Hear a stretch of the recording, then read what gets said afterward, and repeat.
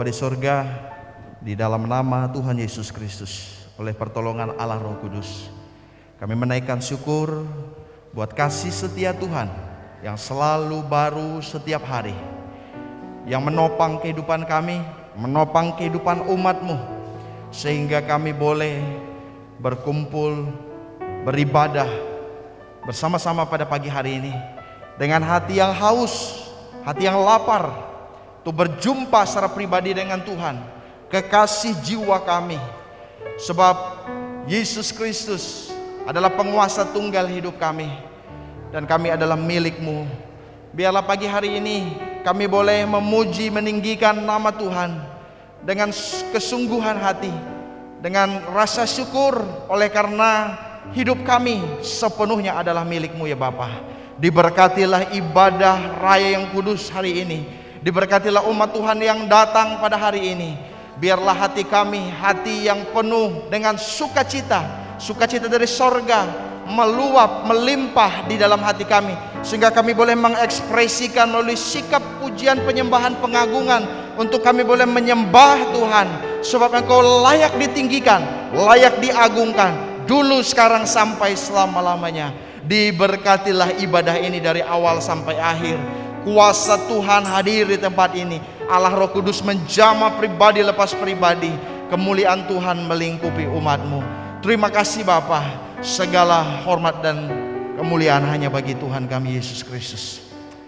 Bapak Ibu yang dikasihi oleh Tuhan, pertolongan kita adalah dalam nama Tuhan yang telah menjadikan langit dan bumi, yang tetap setia untuk selama-lamanya, dan yang tidak pernah membiarkan pekerjaan tangannya. Turunlah kasih karunia dan damai sejahtera dari Allah Bapa kita dan dari Yesus Kristus Tuhan kita menyertai ibadah kita. Yang percaya bersama-sama katakan amin. Berikan tepuk tangan yang meriah bagi kita. Haleluya. Mari kita bersyukur, kita datang ke hadirat Tuhan dengan penuh ucapan syukur. Kita memuji Tuhan, katakan Tuhanlah kekuatan. Tuhanlah kekuatan dan mazmurku. Dia gunung batu dan keselamatanku. Hanya padamu hatiku percaya. Kaulah menara dan kota perlindungan. Ku mau selalu bersyukur sebab cintamu padaku takkan pernah berubah. Hatiku percaya walau bumi bergoncang, gunung-gunung beranjak, namun kasih setiamu tak pergi dariku. Haleluya.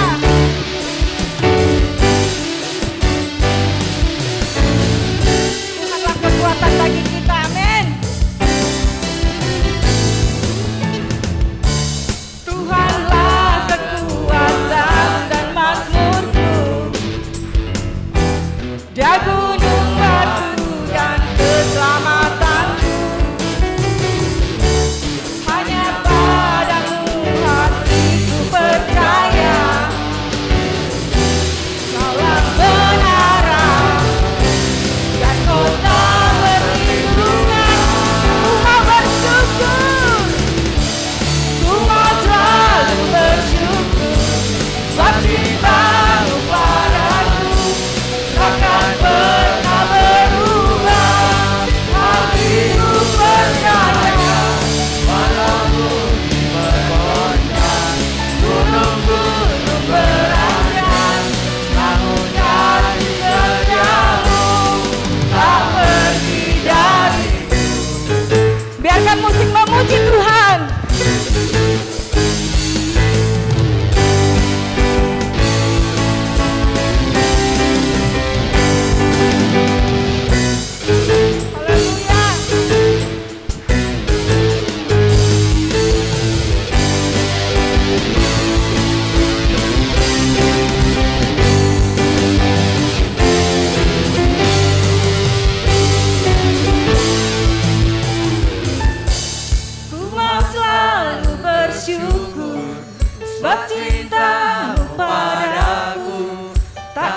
pernah berubah. Hatiku percaya, walau bumi bergoncang, gunung-gunung beradab, namun kasih setiamu tak pergi dari. Katakan ku mau selalu bersyukur,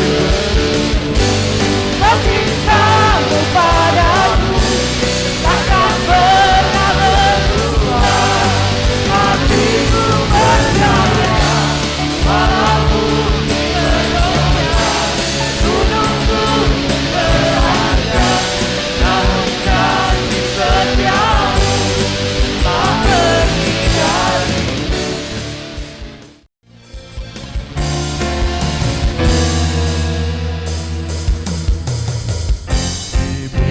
Kuasa dari Raja mulia, menaklukkan musuh, bawakan.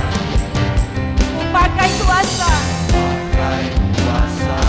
dari Raja mulia. Bila Allah ada bersamaku, siapa jangan melawan. Bila Allah bersamaku, siapa jadi lawanku? Bila Allah ada bersamaku, siapa jadi lawanku? Sungguh besar Kau Tuhanku, Engkau perisai hidupku, berdiri dengan hikmat. Terima Yesus Tuhan, Kau yang memberi kemenangan. Ku bersorak merayakan, terpujilah Kau Raja segala raja. Terpujilah Engkau Raja segala raja. Terpujilah. Haleluya Yesus.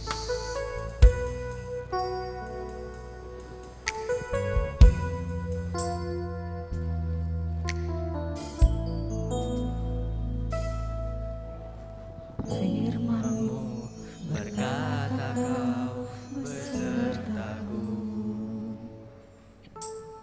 maka kuat roh dan jiwaku. Tangan-Mu Tuhan selalu ku nantikan, di setiap langkahku percaya. Sekali lagi firman-Mu berkata, firman-Mu berkata Kau besertaku, maka kuat roh dan jiwaku.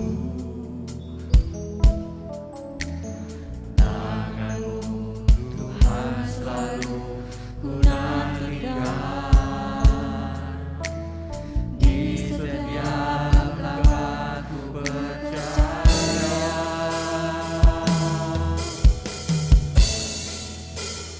Dengan sayap-Mu ku akan terbang tinggi, di tengah badai hidup ku tak menyerah.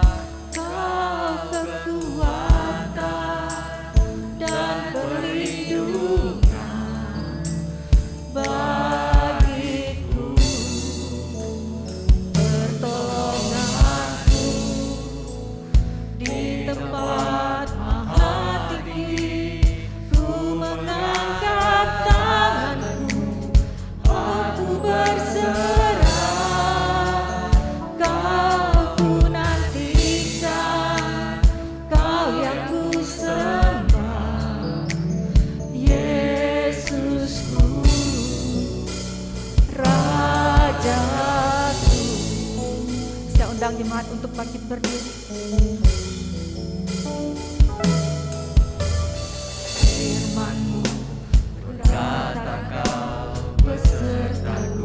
Amin. Terima kasih Tuhan.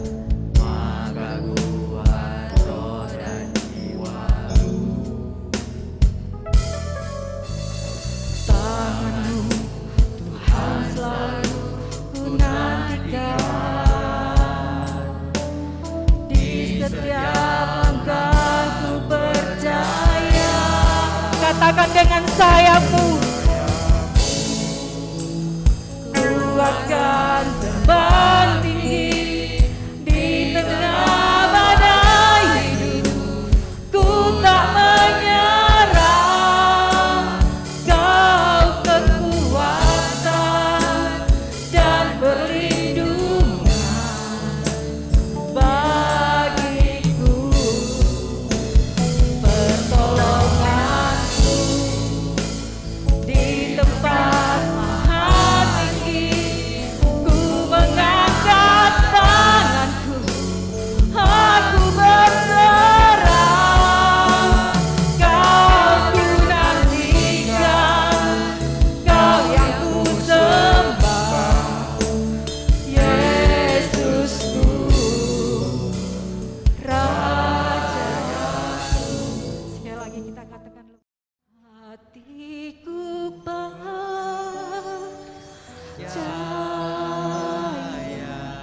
Kami percaya firman-Mu ya dan amin Tuhan.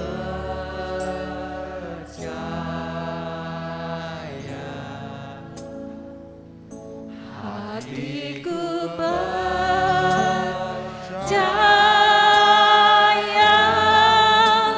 selalu ku percaya. Sekali lagi hatiku percaya. Kami percaya Engkau hadir di tengah kami, Yesus. Hatiku percaya.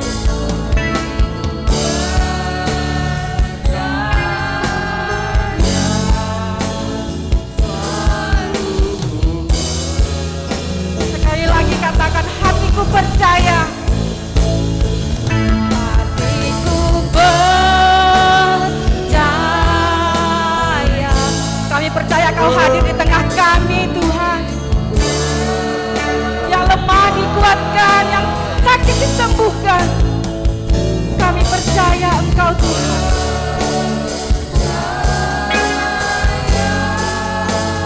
Selalu ku percaya.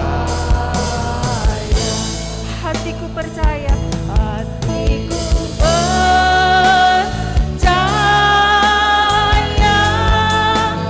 selalu percaya. Hatiku percaya, Yesus. Ku percaya, selalu ku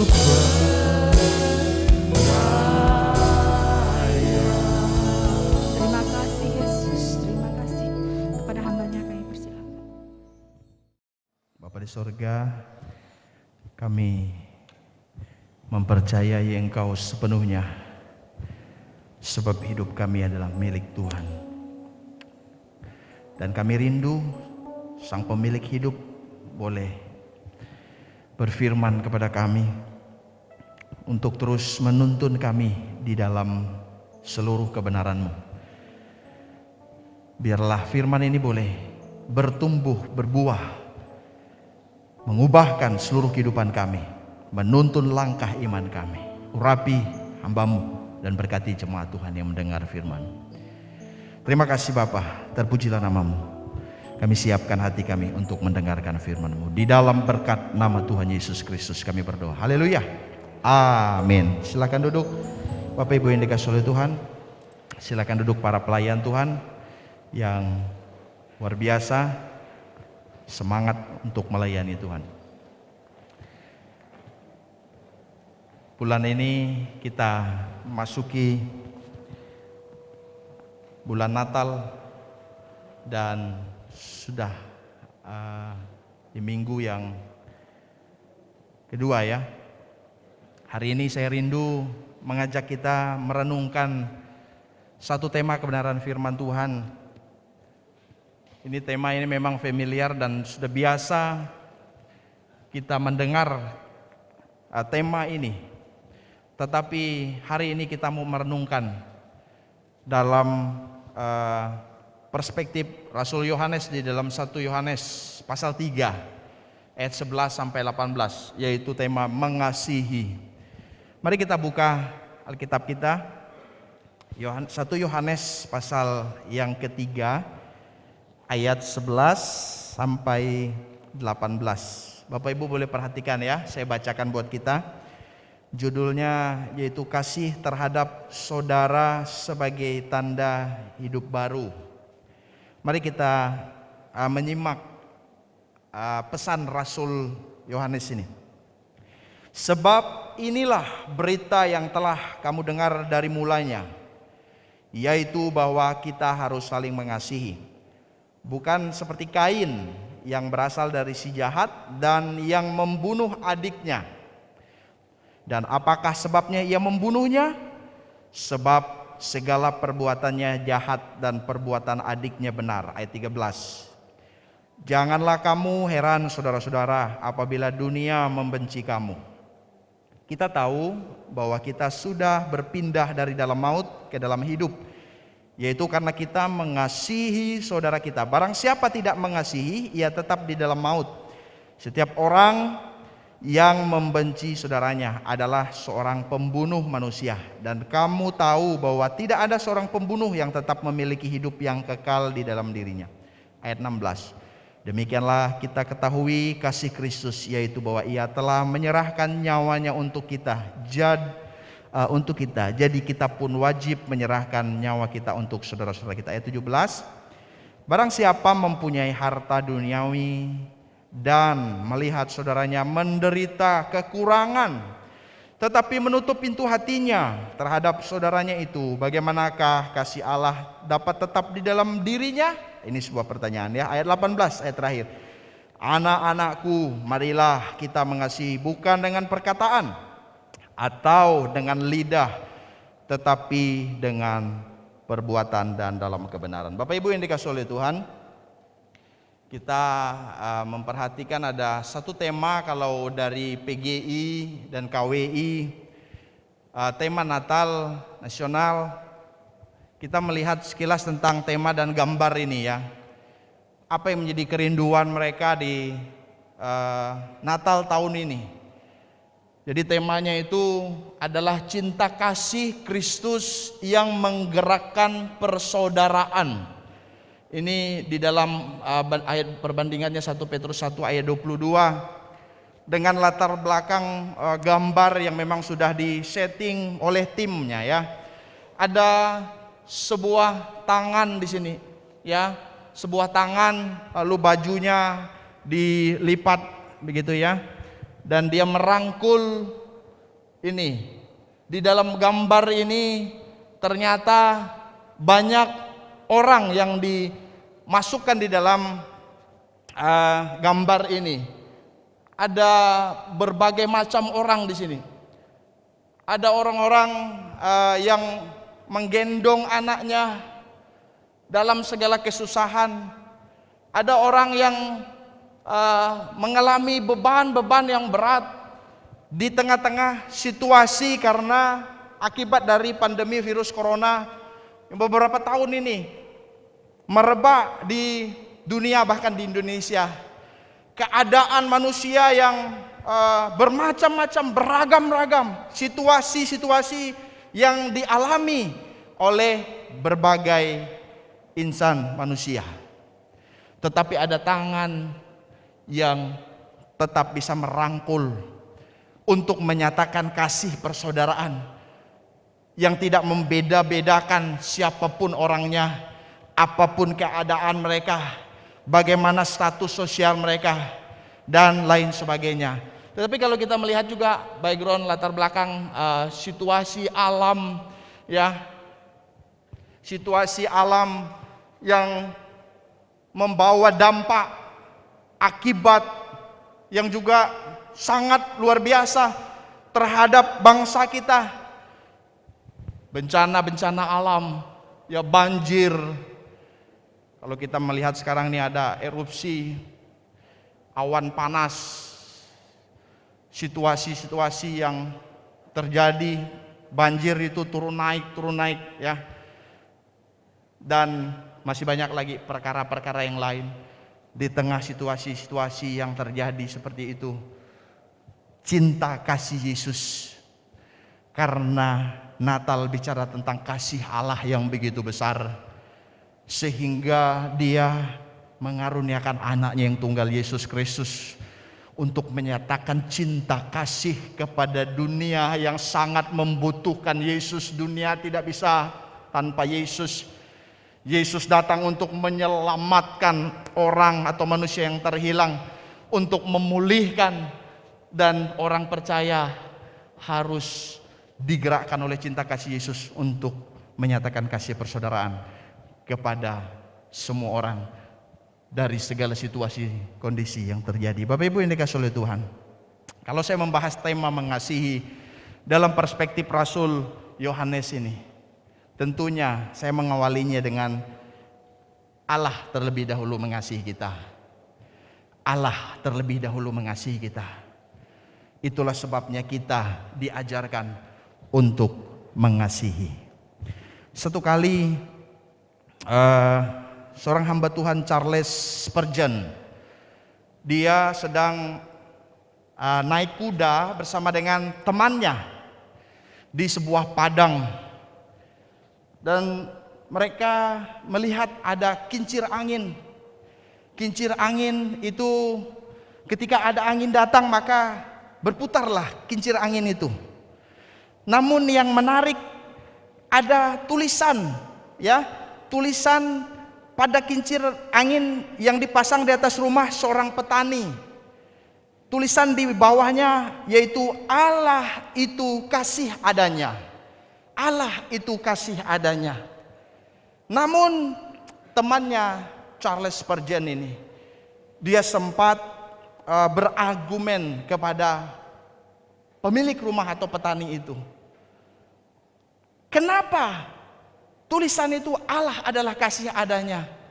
Dan apakah itu artinya kasih Allah dipengaruhi, ya, ketika ada angin maka berubahlah kasih Allah. Kincir angin itu mengarah atau berputar ketika angin datang dari berbagai tempat. Apakah kasih Allah bisa berubah-ubah? Oh, petani itu bilang, bukan seperti itu maksudnya. Maksud daripada tulisan itu sesungguhnya adalah bahwa kasih Allah itu adalah Allah itu kasih adanya. Dan kemana arah angin itu?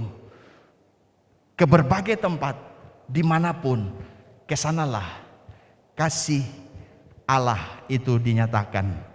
Bapak Ibu yang dikasihi oleh Tuhan, artinya bahwa kasih Allah kemanapun arah angin bertiup, di sanalah ada kasih Allah. Dan saya mau katakan bahwa kasih Allah dinyatakan melalui Yesus Kristus. Dan kita melihat tadi di ayat yang kita baca, ayat 11 ya. Ayat 11 dikatakan, sebab inilah berita yang telah kamu dengar dari mulanya, yaitu apa? Bahwa kita harus saling mengasihi. Kita harus saling mengasihi. Ini mengasihi di sini agapao, ya, agapao. Tetapi kalau ada kasih di dalam ayat ke beberapa itu menggunakan kata agape, akar kata agape. Konsepnya itu mengasihi, menghibur, menyambut, sangat mencintai, kasih yang nyata, ya, kasih yang dipraktekkan, terbuka, menjangkau sesama, bahkan juga menjangkau musuh, ya. Lalu kasih yang tidak pura-pura, tidak munafik, kasih yang rela berkorban, ya, tidak melihat untung rugi, tanpa balas jasa, kasih yang mengasihi dengan sungguh-sungguh. Makanya salah satu maksud penulisan surat 1 Yohanes, kalau kita perhatikan, salah satu maksud daripada penulisannya di dalam latar belakangnya, yaitu anak-anak Allah yang sejati adalah orang-orang yang taat kepada Allah dan saling mengasihi. Mari hari ini kita belajar beberapa nasihat tentang sikap mengasihi. Yang pertama yaitu mengasihi itu tidak berbuat jahat kepada orang lain. Itu ayat 11 ayat 12 ya. Mengasihi itu tidak berbuat jahat kepada orang lain. Bukan seperti Kain yang berasal dari si jahat. Ini kan di atas kita udah baca tadi. Kita harus saling mengasihi, bukan seperti Kain yang berasal dari si jahat dan yang membunuh adiknya. Dan apakah sebabnya ia membunuhnya? Sebab segala perbuatan jahat dan perbuatan adiknya benar. Jadi mengasihi itu tidak berbuat jahat kepada orang lain. Kalau kita baca di dalam Kejadian pasal 4, waktu persembahan Kain ditolak oleh Tuhan, maka dicatat di sana hati Kain itu menjadi sangat panas. Panas hatinya.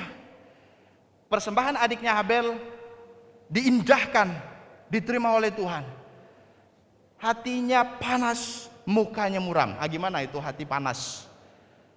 Muka muram. Mungkin ada yang bisa mengekspresikannya, ya, muka yang muram, ya, hati yang panas. Itulah yang dilakukan oleh Kain karena perbuatannya memang jahat, kata Rasul Yohanes. Ya, dan ayat selanjutnya, kalau muka kamu tidak berseri-seri, maka dosa sudah mengintip di depan pintu hati, di pintu hatinya. Dosa mengintip. Kalau orang mengintip itu, saya pernah sampaikan dulu itu, tidak mungkin dari jauh, tidak kelihatan. Mengintip tidak mungkin dari lubang besar. Mengintip itu dari dekat, tapi dari lubang kecil. Betul ya Bapak Ibu? Yang senyum-senyum mungkin pengalaman. Tapi yang diam mungkin pelaku utamanya. Oh enggak ya?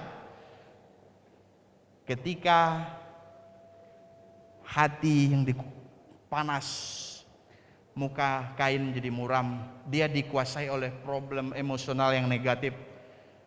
Ternyata dosa sudah mengintip di depan pintu hatinya. Kalau dia tidak menyelesaikannya, dosa akan melahirkan dosa-dosa yang lainnya.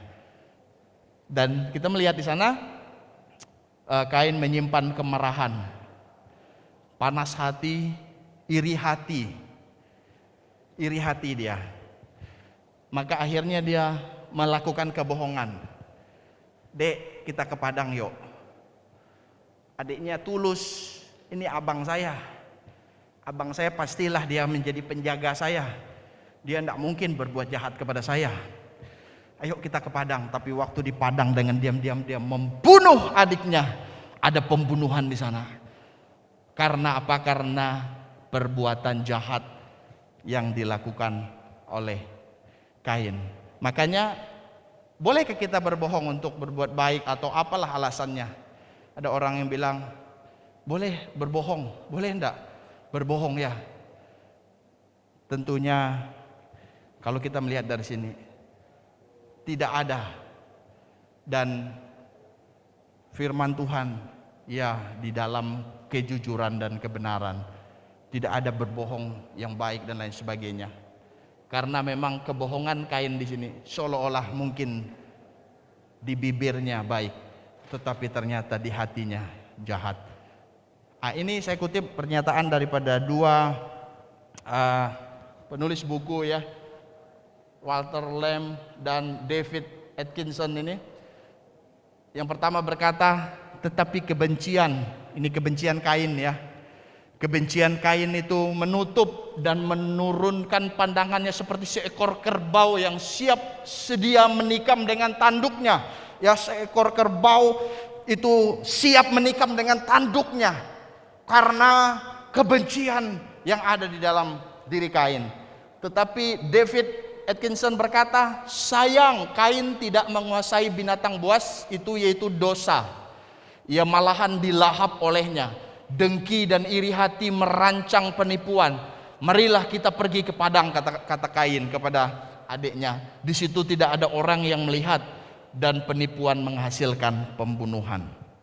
Bapak Ibu yang dikasihi oleh Tuhan, tentunya kita mau belajar tentang kasih, saling mengasihi.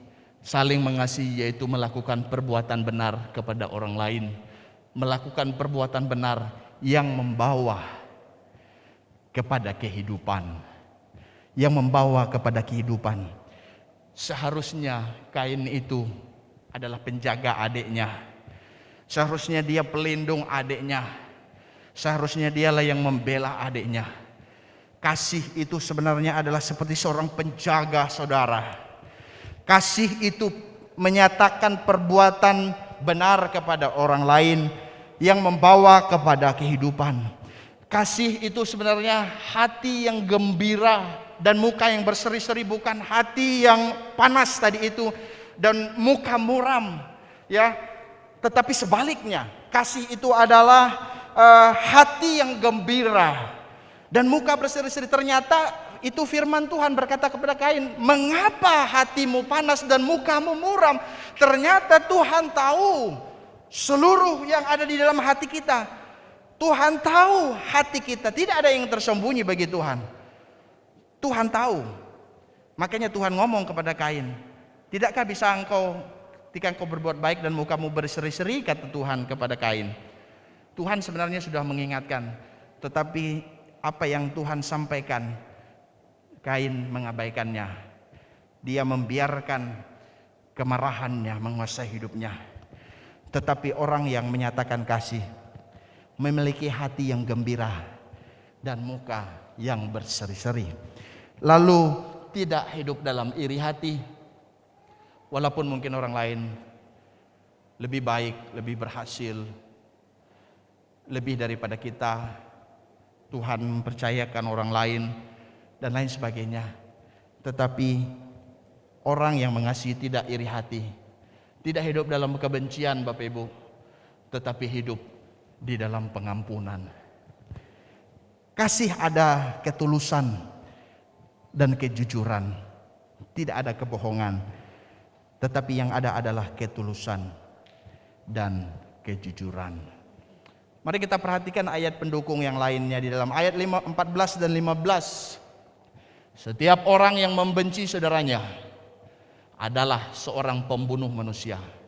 Dan kamu tahu bahwa tidak ada seorang pembunuh yang tetap memiliki hidup yang kekal di dalam dirinya. Memang Rasul Yohanes ini sering menyatakan dualisme pemahaman, baik antara terang dan gelap, ya, antara mengasihi dan membenci atau pembunuh.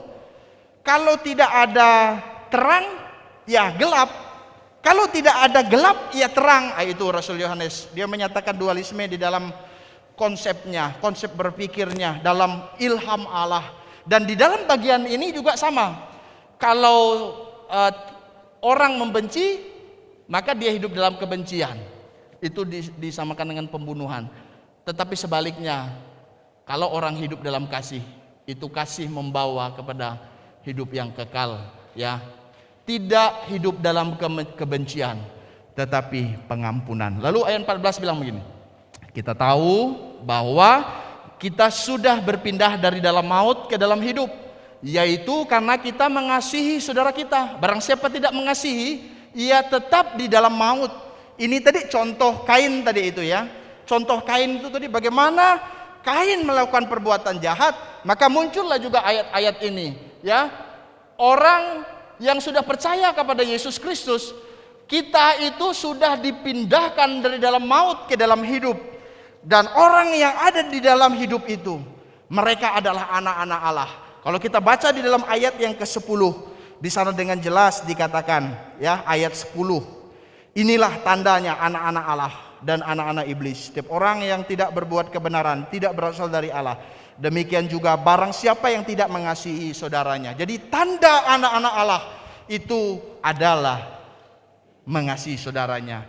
Dengan demikian, orang percaya yang sudah berpindah dari dalam maut ke dalam hidup, mereka mengasihi saudara. Orang yang tidak mengasihi, ia tetap di dalam maut. Bapak Ibu yang dikasihi oleh Tuhan, ini pernyataan ya, seorang yang bernama Archibald Hart, ya. Dia berkata, pengampunan itu berarti menanggalkan hak kita untuk membalas orang-orang yang telah menyakiti kita. Menanggalkan haknya. Tentunya ada hal yang juga baik dan positif dalam pernyataan ini, bahwa pengampunan itu kita menanggalkan hak untuk membalas. Tetapi kalau di dalam firman Tuhan, kasih menutupi banyak sekali dosa. Kasih menutupi banyak sekali dosa. Kok bisa gitu? Artinya kasih itu mengampuni. Kasih itu melupakan. Kasih itu menyatakan pengampunan, sekalipun mungkin orang melukai, ya, mungkin orang berkata-kata kasar, mungkin orang merendahkan dan lain sebagainya, tetapi kasih itu menyatakan pengampunan. Inilah yang pertama, Bapak Ibu yang dikasihi oleh Tuhan. Biarlah kita merenungkan bahwa kasih tidak berbuat jahat kepada orang lain. Yang kedua, ya, yang kedua ayat 16. Mengasihi itu yaitu memberikan atau menyerahkan. Ayat 16 ya, saya bacakan, Bapak Ibu boleh perhatikan. Demikianlah kita ketahui kasih, ini agape ya, kasih yang rela memberikan diri kepada orang lain. Ini kasih Kristus, yaitu bahwa ia telah menyerahkan nyawanya untuk kita. Jadi kita pun wajib, ini juga diterjemahkan, harus menyerahkan nyawa, diri, hidup kita untuk saudara-saudara kita. Artinya hidup untuk sesama, hidup untuk orang lain, karena kita tidak bisa hidup tanpa orang lain. Kita adalah keluarga. Makanya ada kasih Phileo, ada kasih agape, Philadelphia, ya, ada kasih agapao. Kasih Philadelphia itu kasih persaudaraan, ya, orang-orang percaya, ya, kita tidak bisa hidup tanpa orang lain. Kita memerlukan orang lain. Kita adalah keluarga kerajaan Allah, di mana keluarga kerajaan Allah itu saling, ya, memperhatikan satu sama lain, hidup untuk sesama, hidup untuk orang lain, sebagaimana Kristus yang rela memberikan nyawanya, ya, rela mati di atas kayu salib. Itulah kasih yang terbesar. Kasih Allah akan dunia ini melalui Yesus Kristus yang rela mati di atas kayu salib untuk menyerahkan nyawanya bagi manusia, bagi saya dan saudara. Makanya ditekankan di sana, jadi kita pun wajib atau harus menyerahkan nyawa. Itu juga diterjemahkan hidup kita. Hidup kita artinya hidup untuk orang lain juga. Contohnya di dalam ayat 17. Ayat 17 bilang begini, barang siapa mempunyai harta duniawi,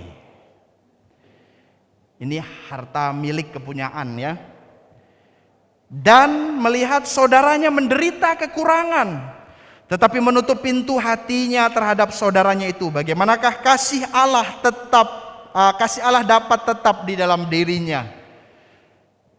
Bapak Ibu, apakah ada orang yang menderita di dunia ini? Apakah ada orang yang, saudara-saudara kita yang membutuhkan pertolongan? Apakah ada orang yang berpikir, oh tidak ada orang yang menderita? Apakah ada orang yang berpikir, tidak ada orang yang membutuhkan pertolongan? Atau ada orang yang berkata, saya tidak tahu siapa yang mau saya tolong? Atau mungkin kita berkata, Tuhan belum kasih tahu saya siapa saudaraku yang membutuhkan pertolongan itu. Bagaimana kasih Allah dapat tetap di dalam dirinya? Ternyata tanda kasih Allah tetap ada di dalam diri orang percaya itu adalah mereka membuka pintu hatinya. Ya, di sini ya. Tetapi menutup pintu hatinya. Ini orang yang menutup pintu hatinya. Tetapi orang ini membuka pintu hatinya untuk saudara yang menderita. Karena apa? Karena mereka mempunyai harta duniawi atau berkecukupan. Kita semua diajar oleh Tuhan untuk hidup bagi sesama. Kalau panitia Natal atau jemaat Tuhan di bulan Natal ini diarahkan baik oleh majelis, oleh koordinator untuk berbagi kasih, itu adalah salah satu wujud hidup bagi sesama. 3 hari kemarin ya, kami sudah mulai juga menyalurkan bakti sosial sembako yang sudah disiapkan oleh panitia. Jadi mulai dari hari Rabu, Kamis ya, Rabu di Pos PI, lalu hari Kamis juga di Pos PI, dan hari Sabtu kemarin PRBK. Jadi 1 hari itu bersama dengan pengurus pemuda menyatakan kasih kepada jemaat yang membutuhkan. Dan itulah saya yakin juga karena partisipasi yang luar biasa dari jemaat Tuhan untuk hidup bagi sesama. Tetapi kalau kita mau bertanya secara lebih lagi, ya, secara lebih lagi dari peristiwa ini, kapan terakhir kali kita menolong orang yang kekurangan, saudara kita yang kekurangan? Karena dikatakan di sini, barang siapa mempunyai harta duniawi dan melihat saudaranya yang menderita. Kapan terakhir kali kita menolong saudara kita yang menderita kekurangan? Kapan terakhir kali? Ya, tentunya untuk saya juga, untuk kita semua. Kapan kita menyisihkan berkat kita dan memberikan kepada orang yang membutuhkan? Ini menjadi perenungan kita. Biarlah hidup kita adalah hidup juga untuk sesama. Kami bersyukur beberapa waktu Tuhan beberapa kali mempercayakan ada orang-orang yang tidak mau disebutkan namanya, lalu mengizinkan kita menyalurkan berkat untuk orang-orang yang membutuhkan pertolongan Tuhan.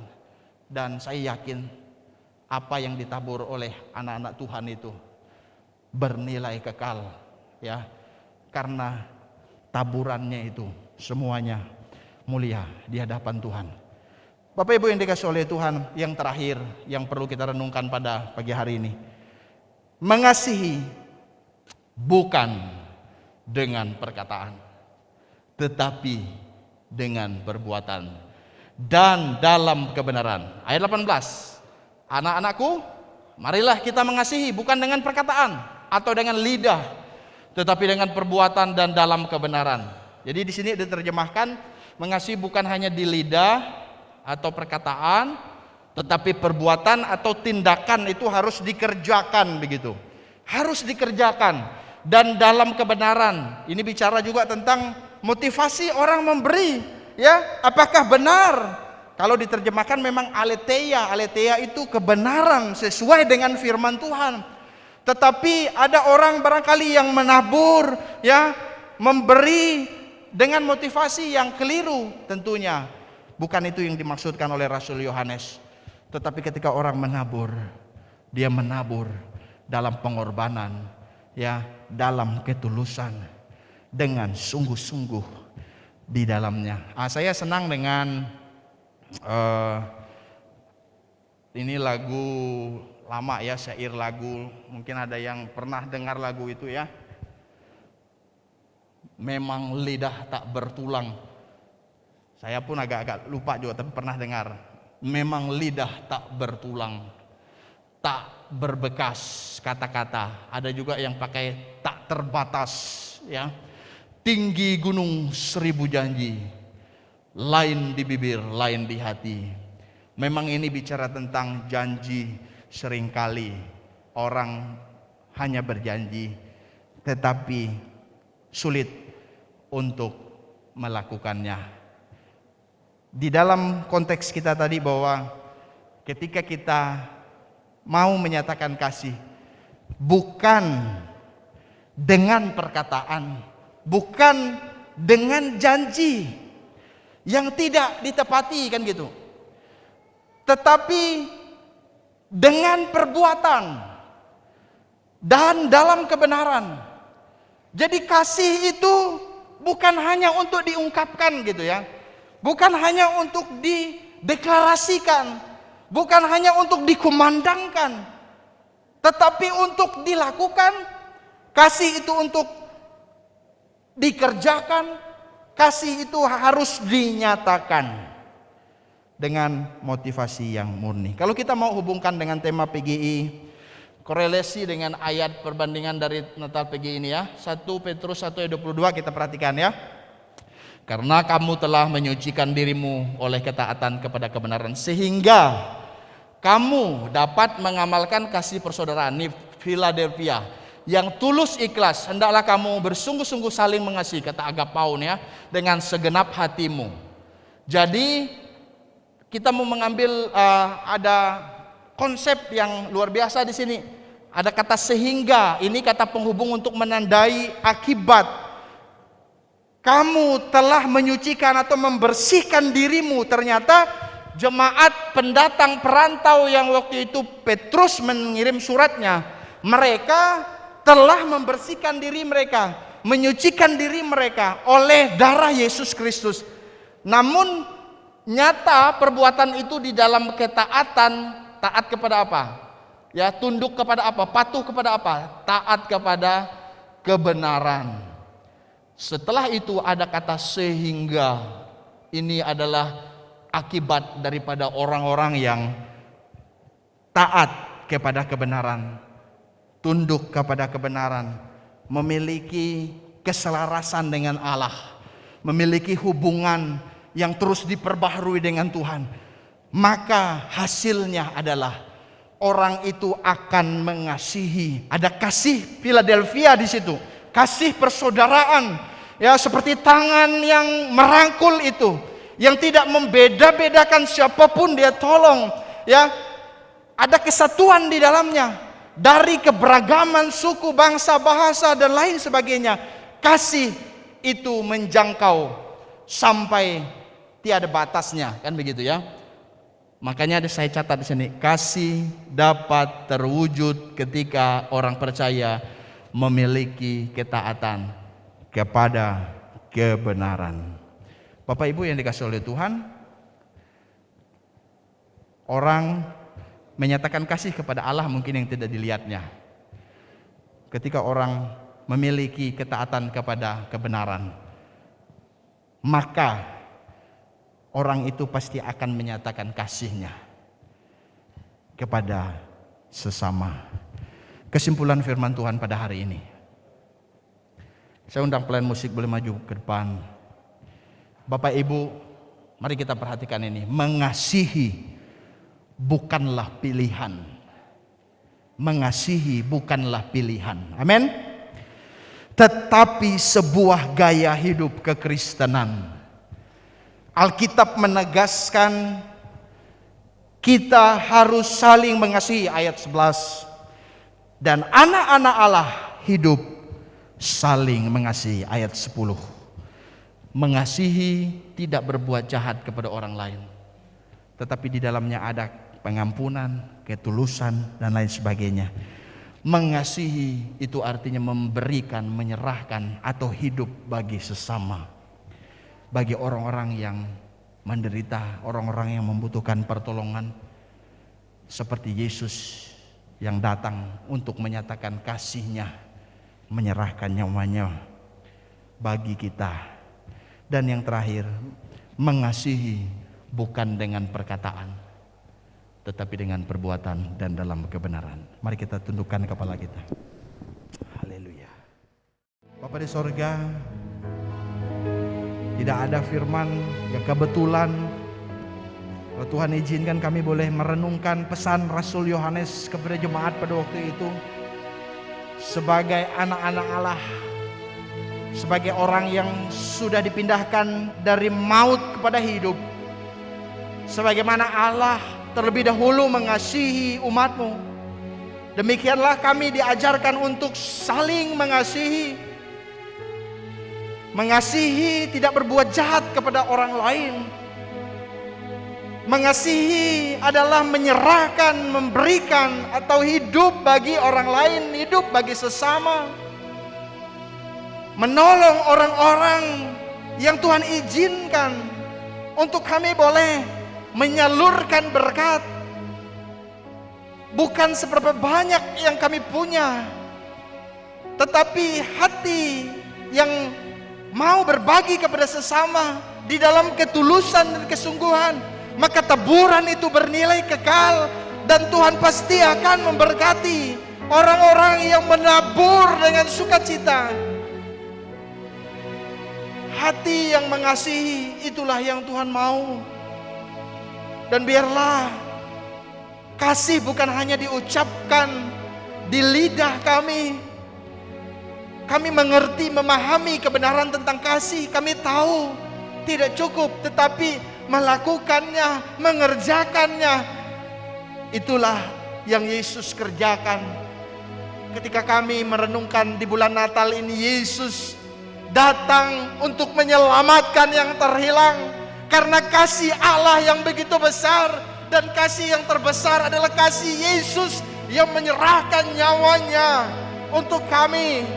Terima kasih buat kasih yang sempurna. Biarlah kasih itu terus hidup di dalam kami, menjadi gaya hidup, bukan sebuah pilihan, tetapi sebagai kehidupan anak-anak Tuhan. Meteraikanlah firman-Mu Bapa. Roh Kudus terus berbicara kepada kami. Di dalam berkat nama Tuhan Yesus Kristus kami berdoa dan bersyukur. Haleluya. Amin. Tuhan memberkati.